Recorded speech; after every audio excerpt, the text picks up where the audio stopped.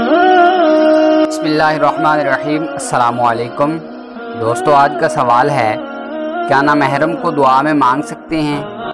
तो मैं बता दूं कि हाँ, आपको जो भी मांगना है वो अल्लाह पाक से मांगें, चाहे वो आपका मनपसंद शख्स ही हो, क्योंकि अल्लाह देने पर कादिर है।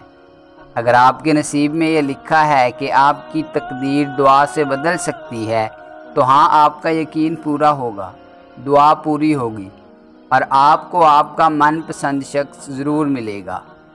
लेकिन मेरे ख़याल में आपको अपने हक़ में हमेशा बेहतर की दुआ करनी चाहिए, अल्लाह पाक से अपना अच्छा नसीब मांगना चाहिए, क्योंकि अगर आपका नसीब अच्छा होगा तो चाहे आपको आपका पसंदीदा शख्स मिले या ना मिले, इस अच्छे नसीब से आपको सुकून, दिली करार और हर तरह की खुशी मुयस्सर होगी।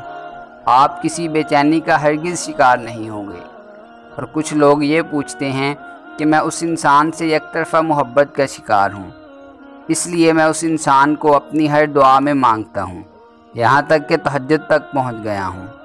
आप लोगों को मैं एक बात बता दूँ कि आप आज तहज्जुद तक पहुँचे हैं तो इस सब में अल्लाह पाक की मर्ज़ी थी। अगर वो ना चाहता तो किसी की मोहब्बत आपके दिल में भी ना डालता और आप आज उसको मांगने की खातिर अल्लाह के करीब भी ना जाते। एक और बात कहना चाहूँगा कि अल्लाह पाक को किसी मुश्किल वक़्त में याद करने के अलावा अच्छे वक़्त में भी अगर आप याद रखेंगे, उसका शुक्र अदा करेंगे, तो अल्लाह पाक आपसे हमेशा राज़ी रहेंगे।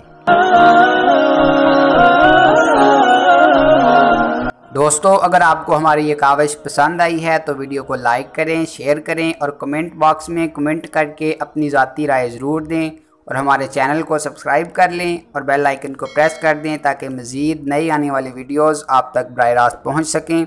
मिलते हैं नेक्स्ट वीडियो में, तब तक के लिए अपना और अपने अपनों का खूब ख्याल रखिएगा। अल्लाह निगहबान।